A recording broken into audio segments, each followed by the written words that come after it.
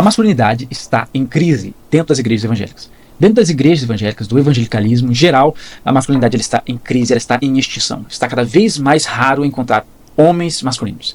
E isso é facilmente observado quando nós olhamos para dentro das igrejas evangélicas, que nós vemos que a maior parte das pessoas, dos membros das igrejas, são mulheres.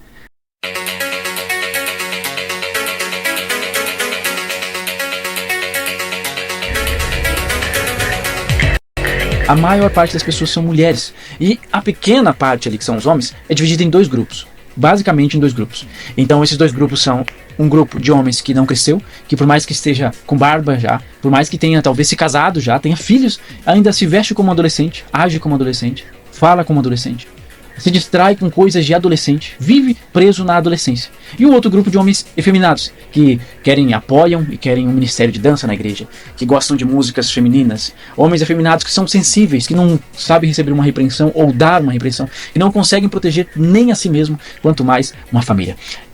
Aqui ele está abrindo essa problemática, né? Ó, os homens estão saindo da igreja e os que estão na igreja são ou presos na adolescência, não se tornaram homens de fato mentalmente, ou são mais sensíveis, afeminados, melancólicos. E ele está trazendo essa problemática e vamos ver então o que ele vai tirar, né, dessa observação que ele está fazendo. E isso representa uma grande crise de masculinidade dentro da igreja. Veja bem, nós somos chamados a imitar a Cristo. E Cristo é o maior exemplo, porque Cristo ele era servo, Cristo ele era amoroso, mas Cristo era líder. Cristo ele era vigoroso, digamos assim. Ele era um homem viril, ele tinha virilidade, ele era um homem masculino. E nós somos chamados a nos portarmos como Cristo. Ele repreendia. No momento que foi necessário, Cristo pegou um chicote, Jesus pegou um chicote e fez um pampeiro para defender aquilo que ele estava pregando, ensinando as pessoas. Isso representa a masculinidade. No momento em que precisou, Jesus ele também se ajoelhou, lavou os pés dos seus discípulos. Isso também é uma representação de masculinidade. E nós precisamos nos voltar para isso. Nos voltar para essa essência de liderança masculina. Porque quando há a omissão da masculinidade, quando os homens eles se omitem, como tem acontecido, as mulheres vão e tomam seu papel, porque as mulheres elas vão para frente, as mulheres vão para... Tá vendo? Bom, eu acho que a resposta do seu vídeo já está no seu próprio vídeo. Por que... como é que é o nome? Roger, né? Por que, Roger? Os homens estão saindo, tá? E os que estão ficando são desse jeito aí e muito provavelmente não vão mudar. Porque eles observam que na igreja existe esse pensamento viciado. Tem um raciocínio, uma conclusão que vocês sempre chegam que está viciada. A culpa é dos homens. Ah, as mulheres estão fazendo isso, aí vocês observam de longe e falam, pô cara, só as mulheres agindo e tal, cadê os homens? É porque os homens... vocês sempre tentam depositar nos homens a culpa de tudo. E veja bem, onde é que está o problema nisso aí? É que os homens observam na igreja certa falta de comprometimento com a hierarquia bíblica, tá certo? E os homens são seres muito matemáticos, eles fazem aquilo que eles percebem que faz sentido para eles fazer, tá certo? Então, o homem, ele vai, ele opera, ele trabalha e tal, mas enquanto está fazendo sentido, o ambiente da igreja não faz sentido. O homem não é honrado, o homem não é respeitado, o homem não tem uma posição na igreja. Não, quanto mais ele faz, quanto mais ele exerce, mais ele é cobrado. Qual é a parte que realmente é culpa dos homens? A parte que é culpa dos homens é que os homens decidem se calar e se afastar ao invés de se levantar e dizer a igreja está errada, o pensamento de todo mundo aqui está errado.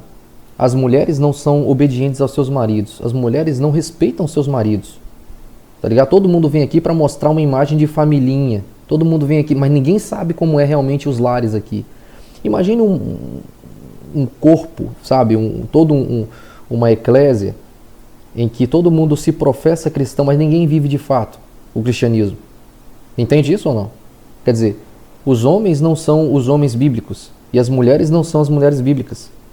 As mulheres não estão dispostas a obedecer aos seus maridos. Quando os homens observam que a igreja não está nem um pouco interessada em resolver isso na vida dos membros, não é pegar e fazer acontecer enquanto todo mundo fica de braço cruzado, não. É ajudar, é dar um holofote para isso, é dar uma evidência. Não. Vocês passam um pano por cima, vocês maqueiam. E qualquer coisa que a mulher faz e tal, a forma que ela age que está errada, vocês dizem que é porque o homem não isso, o homem não aquilo. Quando o cara percebe esse ambiente, ele percebe isso aí, ele fala, cara, ó, esse lugar aqui não é para mim. Esse lugar aqui tá viciado e tal. E se minha mulher quiser vir, eu vou vir com ela e tal, mas não vou participar de nada, porque o homem só se entrega a algo, ele só participa de algo que ele realmente acredita. E o que aconteceu, tá? O que tem acontecido é que os homens não acreditam mais na igreja. É isso. É só um lugar para eles agora. Não passa disso.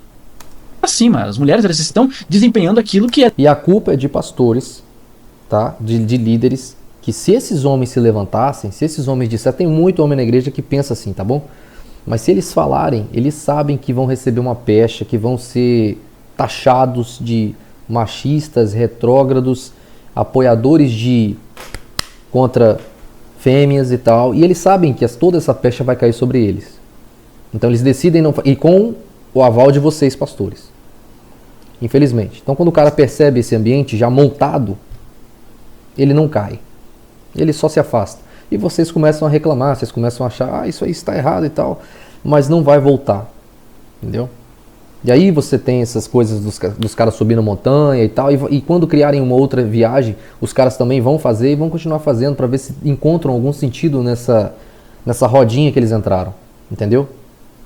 Onde eles só fazem e não veem nada. Entendeu? Quanto mais ele se sacrifica, mais cobrança é depositada em cima dele. Isso nunca vai fazer sentido para um cara. Entendeu? Precisa ser feito. E isso muitas vezes implica em tomar. E o que vocês não sabem é o que está por vir, que será muito pior.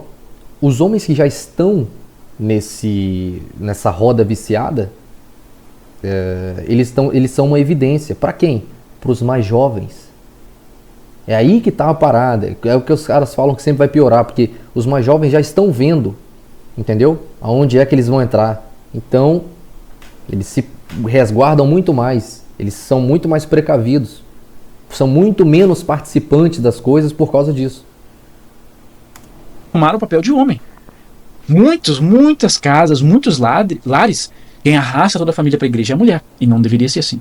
O homem e a mulher os dois são casados, os dois fazem parte. Não deveria ser assim, mas é porque a igreja já não é. Você acha mesmo que se a igreja fosse a de 40, os homens não iam levar as famílias para a igreja? A igreja daqueles tempos, sabe, 50, 60, era de fato, ela tinha um potencial de sabe, balizador moral de uma família muito forte. Uma família que tinha ali seus desvios morais, quando entrava num ambiente assim, mais rígido, mais posturado, sabe, mais, vamos dizer, mais moralmente exemplar, sabe, elas entravam dentro daquele ambiente. E tinha coisa errada. Sempre teve uma pessoa ou outra ali dentro que, sabe, que pulava cerca e tal. Mas não dá pra comparar com hoje em dia, cara. Entende? Não dá pra comparar com hoje em dia. A coisa tá absurda. Parte da igreja, os dois são cristãos, mas quem tem arrastado a família para a igreja é a mulher, porque muitas vezes o homem tá cansado, tá com preguiça, cansaço demais. Então o homem, antigamente, um homem que encontrava uma igreja aqueles moldes, ele ia arrastar a família dele para lá. Ele ia querer a mulher dele com aquele tipo de mulher lá, ouvindo aquele tipo de mensagem, aquele tipo de pensamento, aquele tipo de exortação. Hoje em dia, ir para a igreja e não ir, o homem percebe que dá no mesmo. Entendeu? A mulher dele ouve coisas feministas no telefone, em casa, na televisão, e ouve mensagem feminista no púlpito também. Tipo, pra ele não faz a menor diferença.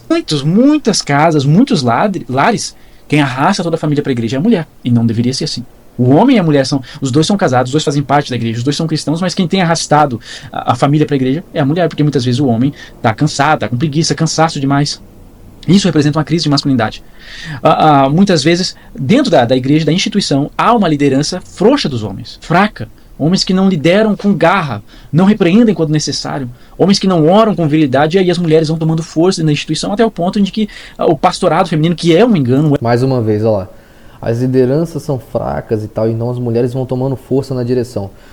Eu não sei se ele está falando nesse sentido que eu vou falar, mas o sentido que eu enxergo é o seguinte: os homens são fracos em não repreender as mulheres, entendeu? Porque repreender homem é o que eu mais vejo, cara, no púlpito. É os caras, porque, cara, bater em homem é a coisa mais fácil que tem. Falar contra a moral dos homens é a coisa mais fácil que tem, entendeu? E o homem aguenta apanhar. E aqueles que não cometem esse e aquele erro, apoiam esse tipo de pregação. Então, isso é muito fácil. Agora, contra mulheres, não.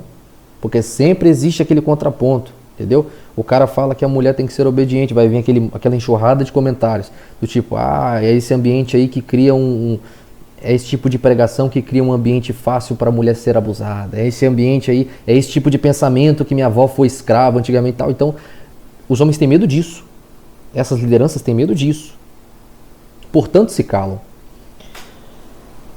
E, bom, o resto é o que a gente vê aí. Um falso ensino, ele entra em ação e acaba transformando aquela igreja em uma igreja mais feminilizada. Então nós precisamos nos voltar à masculinidade bíblica, a sermos, seguirmos o exemplo de Jesus, sermos homens viris como Jesus foi. Um outro detalhe também é que os pastores, eles evitam muito falar sobre a mulher ser obediente aos moldes bíblicos, porque na maioria das vezes a própria esposa dele não é obediente. Então ele tem medo de ser pego ali na incoerência, de alguém ir na casa dele e ver que o que ele vive nem é o que ele falou lá. E também de ele exortar ali as mulheres e acabar respingando na mulher dele, e a mulher dele mesmo ali o punir em casa, né, com escassez sexual, etc. Né? Maus tratamentos e tal, greve de conversa, né? Greve de sexo, greve de diálogo, etc. Então, o cara, ele teme muita coisa, ele teme ser atacado externa e internamente. Entendeu? São um bando de medrosos, sim, que até faz um certo sentido o medo deles. Deixarmos as coisas de menino para trás. As brincadeiras de menino, os videogames, os caras que me ouvem. Tem homens que são casados e que eles ficam mais tempo em rede social, vendo pegadinha, vendo vídeo de humor, mais tempo jogando videogame, mais tempo, talvez, fazendo qualquer outro tipo de coisa de adolescente, até mesmo assistindo o jogo, mais tempo fazendo isso do que, talvez, lendo a palavra. Tá, beleza. Eu queria só, assim, desmistificar um pouco essa fala que eu já ouvi muito pregador falando, tá virando até jargão, mano. Vamos lá. A coisa só mudou de entretenimento, ok, pessoal? Não exagera também não, tá? Esses homens que ficam jogando videogame, e ficam no telefone, cara. Aí você vai lá atrás, teu avô ficava quase que a folga inteira dele, o tempo de folga dele na TV. Era o que ele tinha.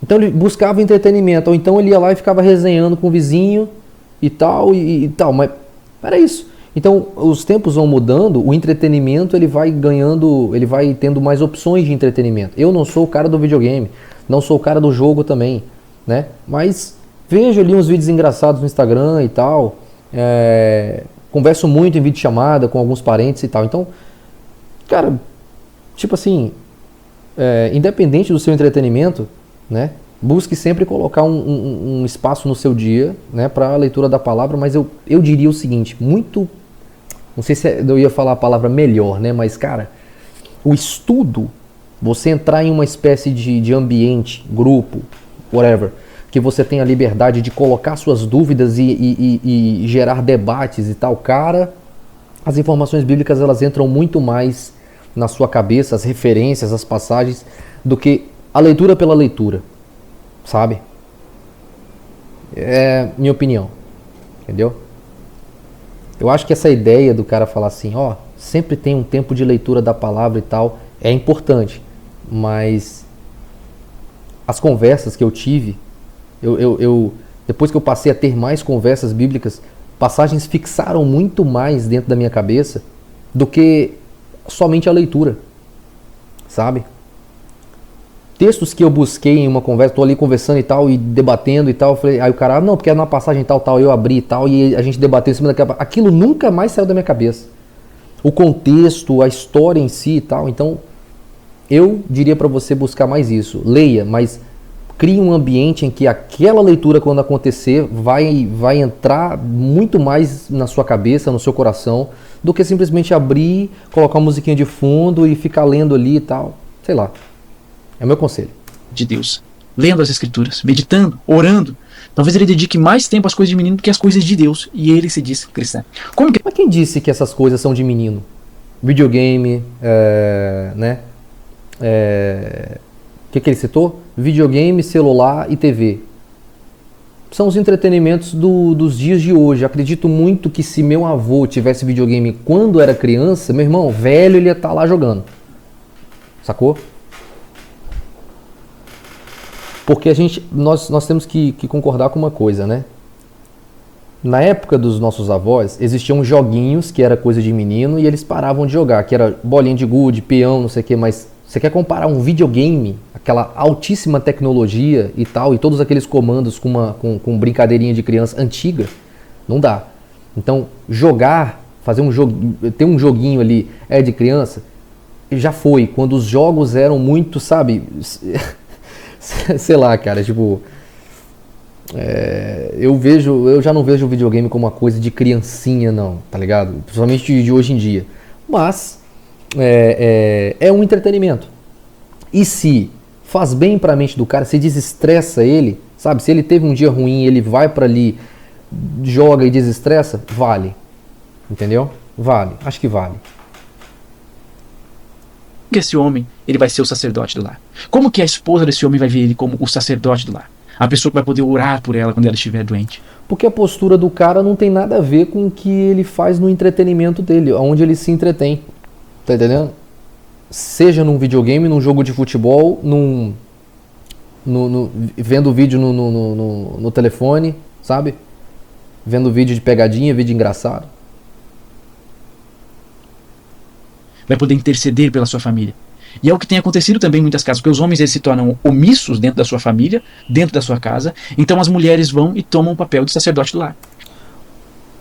Primeiramente, já está errado aí. A mulher não toma esse lugar. A mulher nunca será. Não sei se você usou só a frase, ela vai querer tomar aquela posição, mas ela não é, porque de fato ela não é. Não foi confiado a ela, não é uma posição que qualquer um pode fazer. Por exemplo, sua filha não pode assumir aqueles atos e, portanto, ela se torna aquilo. Não, aquilo sempre será você, mesmo que você não exerça aquela posição. Esse é um ponto. Agora, não é porque você foi omisso que ela tem que fazer isso aí. Tá entendendo? Isso não faz o menor sentido. Repito, é como... né? O cara achar que a mulher não está sendo muito doce com a filha dele, não está sendo muito feminina, não está conseguindo ensinar a filha dele a como ser uma boa mãe, uma boa dona do lar, e ele vai vir a mulher dentro da casa dele. Esse cara não tem respaldo. Você não pode nunca defender um cara ter uma atitude dessa. Por que você virou uma esposinha aqui dentro da sua casa, cara, e está ensinando... Aí o cara fala, não, porque minha mulher não está sendo, e minha filha não está tendo um bom exemplo, então eu estou andando aqui de lacinho e de vestidinho tentando ser o exemplo para minha filha que minha mulher não está conseguindo ser. Um homem se feminilizar porque a mulher dele não é feminina o suficiente é tão errado quanto a mulher se masculinizar porque ela acha que o homem dela não é masculino o suficiente. E antes de fazer um pré-julgamento do tipo, ela só está fazendo isso porque você é omisso, primeiro você tem que investigar. Por que o cara tá sendo omisso? Primeiro ponto. Por quê? Ele está achando que vai valer a pena? Porque, vamos lá, né?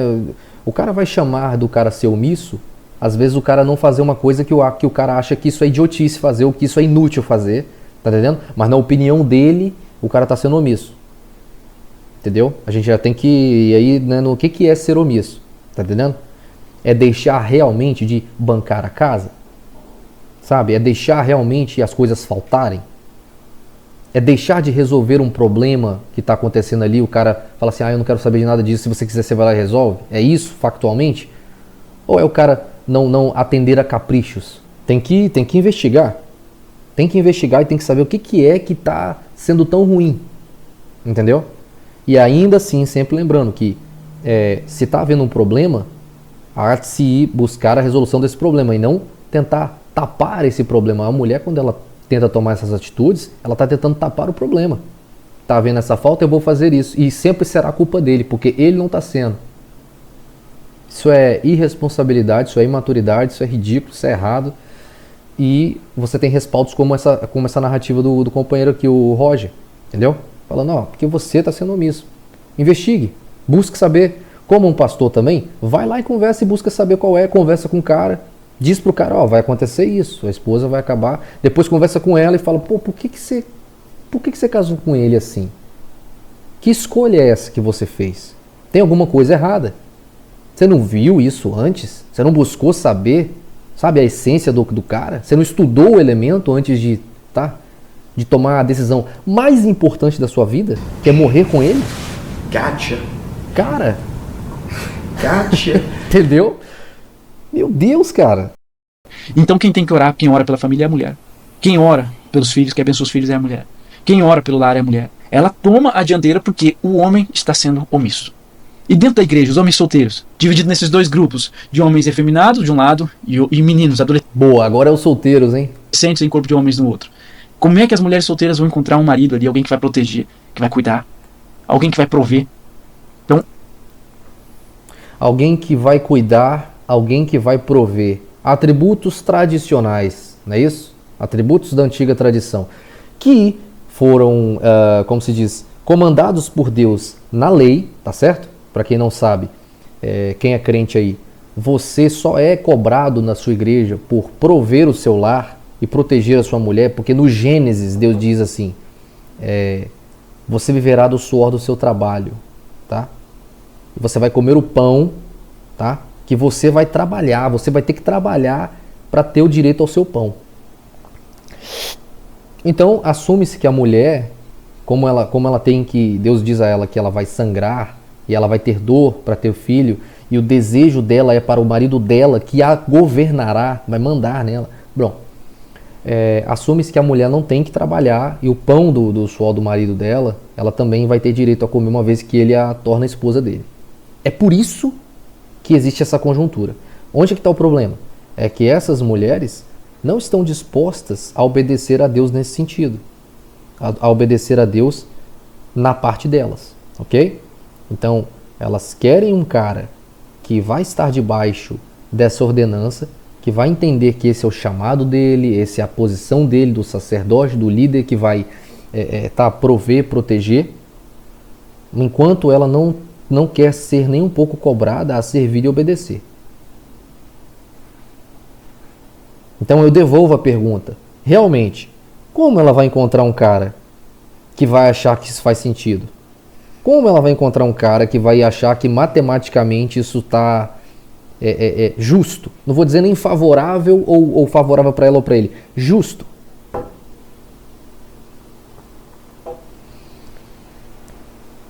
Esse é problema de vocês evangélicos, né? A gente só está aqui refletindo, né? não seja esse tipo de homem. Seja o tipo de homem que está raro hoje em dia. A espécie em extinção. O homem viril, o homem másculo, o homem que segue o exemplo. Brother, existe. Esses caras só acham o ambiente que vocês criaram totalmente viciado, é uma máquina completamente viciada de extração de recursos. Recursos financeiros, mentais, emocionais, físicos, a troco de nada. A troco de só dizer pra ele, ó, você é um cara, pô, você é um legendário, hein, velho. Pô, você é um... Ah. E o cara olha pra isso e é a mesma coisa que nada. Não há honra, não há respeito, não há reverência, não há obediência. E detalhe, a obediência, tá, pessoal? Na obediência estão escondidos ali os verdadeiros sentimentos.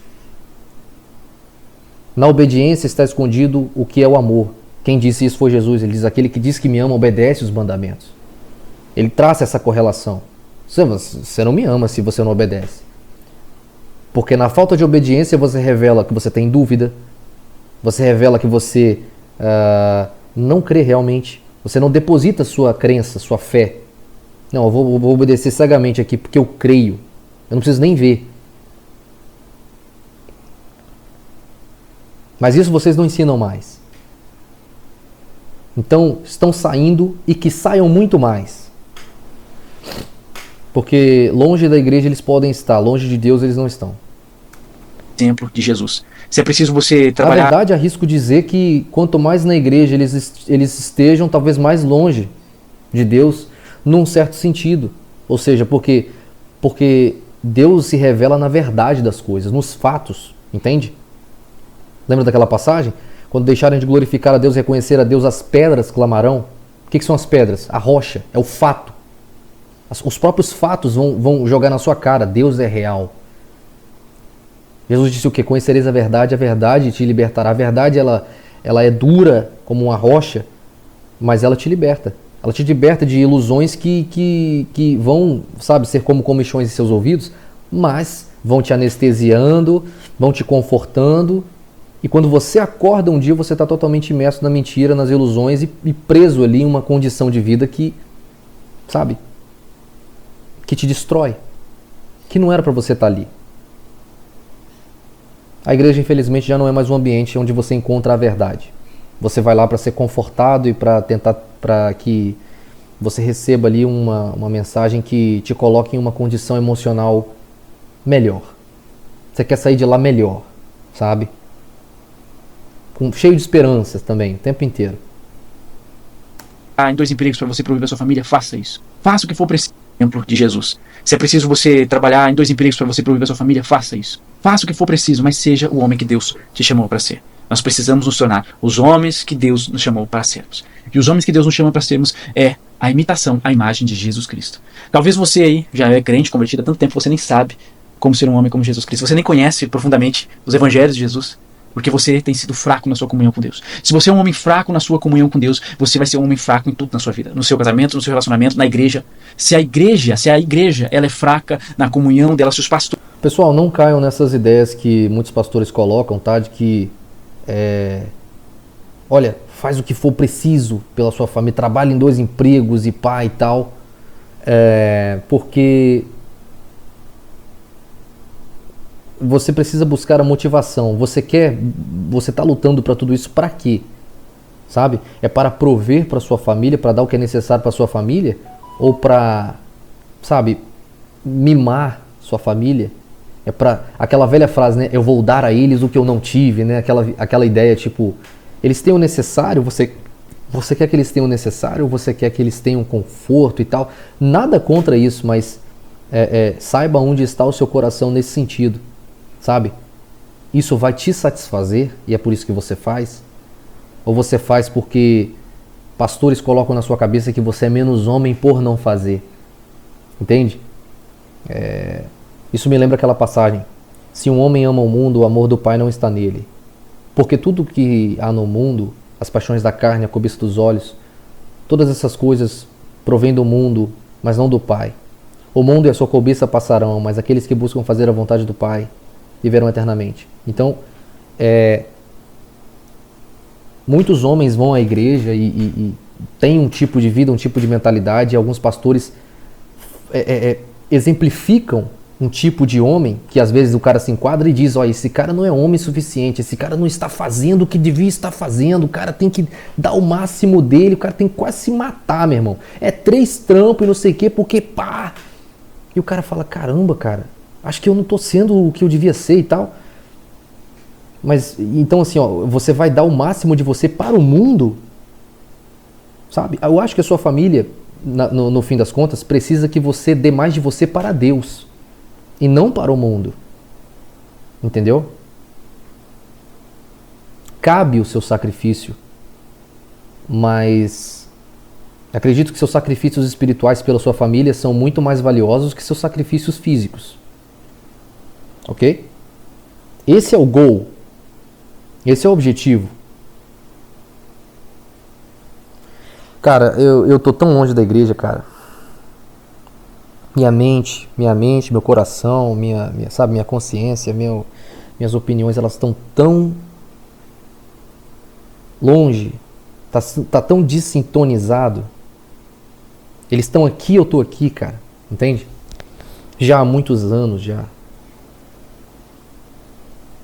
Eu não falo a mesma língua. Eles não veem o que eu vejo e eu não vejo como eles veem. Entende? Isso é muito estranho, cara. A liderança da igreja são fracos na comunhão deles com Deus. Então a igreja vai se tornar fraca. E é só questão de tempo para o pastorado... A igreja não vai se tornar fraca, meu amigo. A igreja é fraca. A igreja é como um câncer. Entende? A igreja é como um câncer. E é lógico que ela resolve a vida de muitas pessoas que estavam muito pior. Imagina uma família muito quebrada, uma família muito, sabe, desestruturada e tal, e vai para a igreja e vê famílias mais... Então é lógico que aquela família tende a alcançar um padrão melhor, entende que a igreja ajuda, etc. Mas quando a pessoa está buscando elevação espiritual, cara, é difícil. Um ambiente onde não há abertura de debate, diálogo, um ambiente que não toca em temas sensíveis, que são de extrema importância para a recuperação daquilo que verdadeiramente é o casamento. Um ambiente extremamente feminista, feminino, melancólico, que é propenso a enfraquecer os meninos. Um ambiente altamente manipulativo. Como que você não consegue fazer essa leitura? Essa é a igreja hoje. Esquece. Feminino entrar ali e fazer uma completa destruição, como tem feito em diversas igrejas.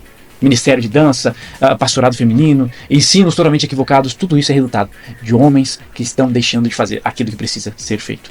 Que Deus abençoe a sua vida. Se você assistiu até o final, eu peço a você que você compartilhe esse vídeo com homens que talvez já estejam fazendo seu papel, mas eles também vão enviar esse vídeo para outros caras que não estão. Então compartilhe esse vídeo com homens que precisam ouvir essa mensagem. Roger, creio que a nossa discordância maior está na raiz do problema, entendeu? Então, você identifica que o problema é que os homens, né, deixam de fazer o que tem que fazer na igreja, e aí as mulheres tomam o lugar deles. O homem deixa de fazer o que tem que fazer no lar, e aí a mulher toma o lugar deles, né? E você acusa eles de fracos por isso. E a minha leitura é que os homens observam o ambiente, estudam o ambiente, vê se vale a pena, decide não fazer, é consciente, não é por frouxura ou fraqueza, ele simplesmente entende que não vale a pena para ele, mas ele não fala para não levantar uma discussão que ele sabe que ele será taxado de nomes, será estigmatizado, né? E ele decide não fazer. E aí a mulher toma frente e o ambiente vai cada vez... E a mulher toma frente porque vocês, lideranças, permitem, e vocês permitem culpando os homens, dizendo que eles é que não fazem, então a gente vai deixá-las fazerem, etc. Então, poxa vida, né? Então nossas leituras, eu acho que elas são divergentes nesse sentido. Deixa aí a sua opinião se você concorda com ele, e se você discorda, em que ponto você discorda, se é o mesmo que o meu. Até a próxima.